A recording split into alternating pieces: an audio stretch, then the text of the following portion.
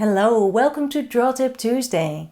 I am Koosje Koenen and I'm here to share whatever I learn in my sketchbook with you for your sketchbook habit, and I hope it inspires. And my book, Life is Better When You Draw It, is now available for you to purchase online. It's in English and it's an illustrated book for people who love drawing and who need inspiration, like you. It's about how drawing can make you happy, and in the book I share ways to embrace the sketchbook habit. I share tips and there are a lot of drawings from my sketchbooks in it. This is what illustrator Sally Swindell says about the book. The title of this book says it all. Life really is better when you draw it, and Koosje has shared lots of ways to embrace a daily sketchbook practice. This book has so many gems and golden nuggets of wisdom, tips, inspiration and pure joy. My thanks to Koosje for reminding me that my sketchbook is my best friend.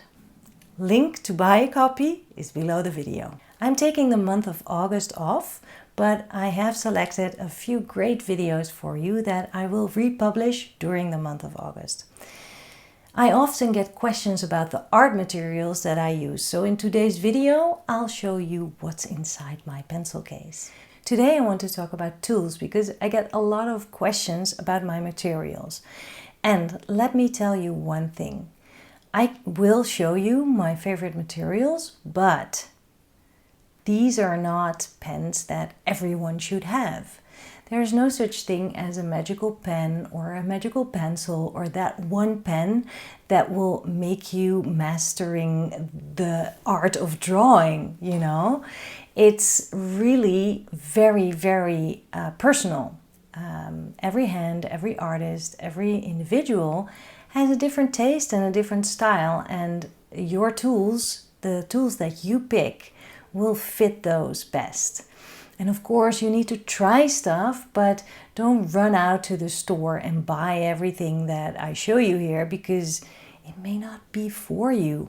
These are my favorite materials that I use in my daily sketchbook. And because you are curious about it, I want to share what's in my toolbox.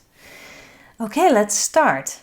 Here's a golden oldie, my Lamy Safari fountain pen in coral pink. It's one of the first fountain pens I bought and used for drawing many years ago.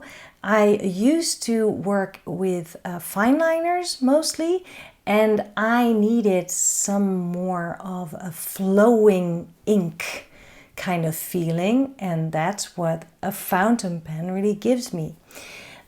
This has a nib B, which is a bold nib, and I choose a bold nib because I like a bold and a fat and a thick line, and that's what this pen gives me exactly.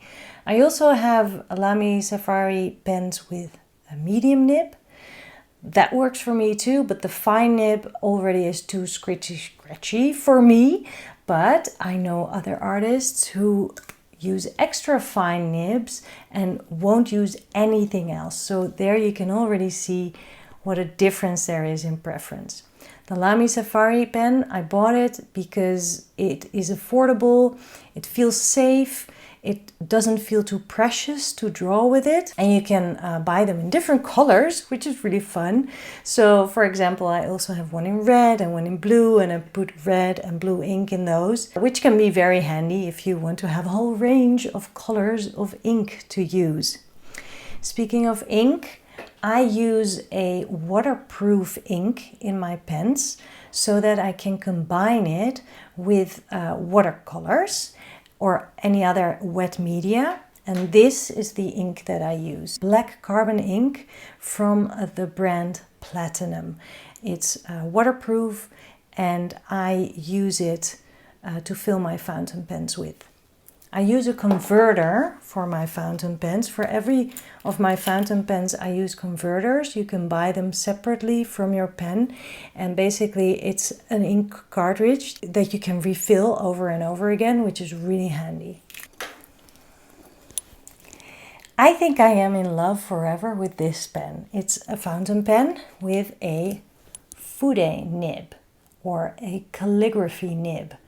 It means that the nib is bent, so you can create a line that has a lot of variety. It's not always as predictable as a normal fountain pen, but that's really what I love about it.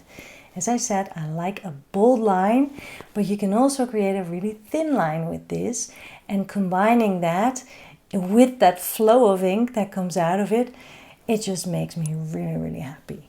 It's a Sailor fountain pen. You'll find it if you Google Sailor fountain pen calligraphy nib or something like that.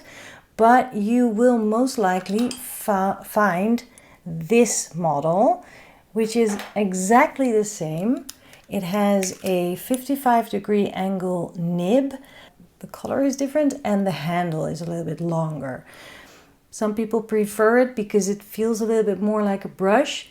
I don't really mind. I have both, and I actually have both so that if I run out of ink with one, I can just take the other one when I'm out on location. And these also come in a different angle. I think it's a 40-degree angle. I've never tried it. I'm really happy with the 55-degree angle, and you know, why change it if it ain't broken, or what is the saying again? I don't know. Okay, speaking of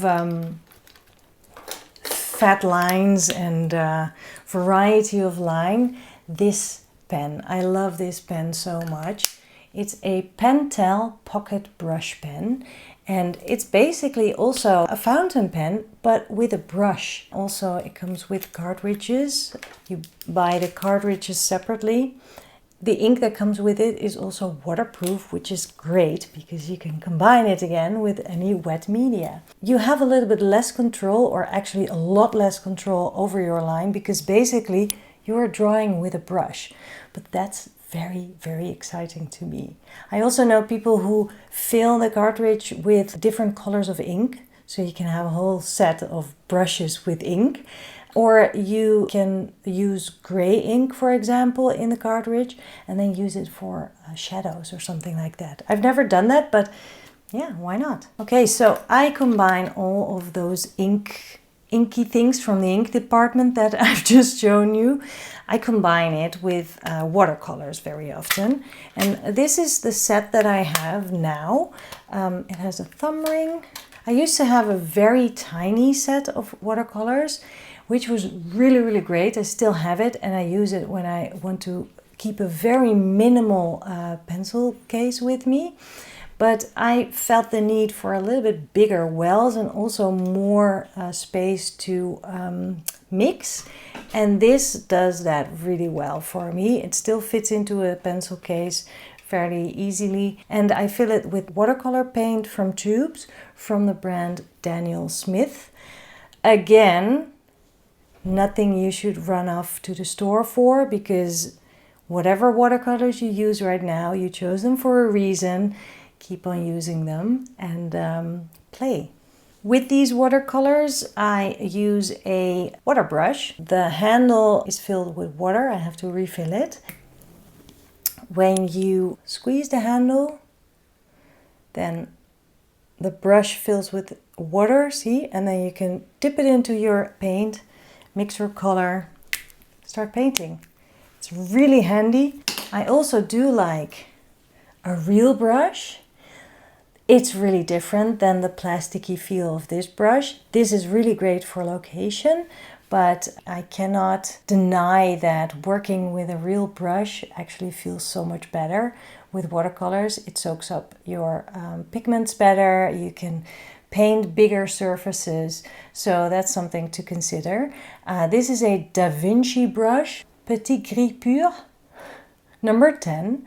So this is a real hair, but you can get watercolor brushes also synthetic, with synthetic hair, and in many price ranges. So whatever fits your needs. Something else very important to always keep with you if you are starting to do something with wet media, have like a paper towel or a tissue or anything to wipe your brush off. Clips always good. I always have clips with me, bulldog clips, to clip my pages down. If I'm outside and it's windy, it's really great to clip my pages down. So those are really handy to have with you.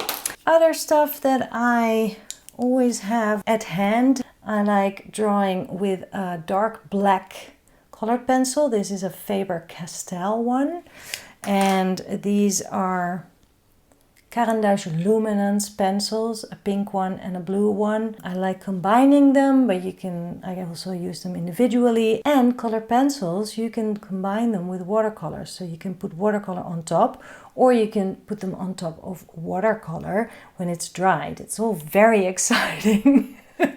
You can see that I'm excited about it. And I'll talk about these pencils a little bit later, but first I want to show you this one. This is a rainbow pencil, and the lead is actually 1, 2, 3, 4 colors. With that colorful lead, you can create a very mixing color in your line. It's very festive and happy and surprising, and I love the playfulness of that. I don't know what the brand of this one is. I don't even know how I got this, but there's many of these available. Just Google rainbow pencil or magic pencil, actually. That's sometimes also how they are called. And you'll find these. Never forget to also bring a pencil sharpener. This is a small one with a container, very handy, so you can always sharpen your pencil without making a mess. Okay, I want to talk about colored pencils because the Luminance colored pencils of Caran d'Ache, I love them. They are buttery they feel buttery on the paper, and the colors are seriously bright and beautiful, and I love them. But I will never buy a set again, because if I use a third of the colors in this set, it's already a lot.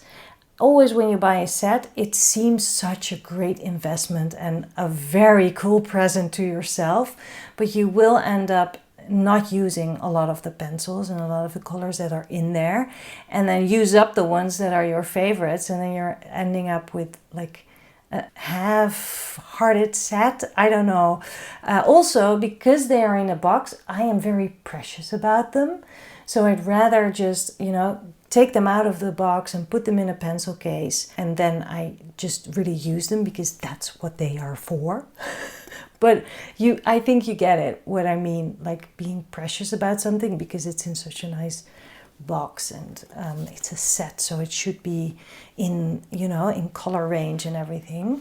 So what I do is buy them individually now. I buy the colors that I like most. You can just buy them individually instead of a set. So that's what I would recommend. I will talk about this pencil case in a minute, but first I want to talk about one more tool that is a favorite, and that is also Caran d'Ache, same brand, wax crayons. And these are Neocolor wax crayons, Neocolor 1, which means that they are not water soluble, they are waterproof, so you can put them on top of watercolor, for example. You can get really deep, you can deepen the colors and get really playful effects, but you can also put watercolor on top. And because of the waxy texture, the watercolor is resisted and you can get really great textures in your drawings. I am very excited about these. There's also a Neocolor 2, which are the water soluble kind, so you can add water and basically just paint with the bright colors. They come in many colors. Don't buy a set, buy the colors that appeal to you, and then you can add more. But again, just like with buying the color pencil set, don't do that with crayons either. You can just easily buy them individually.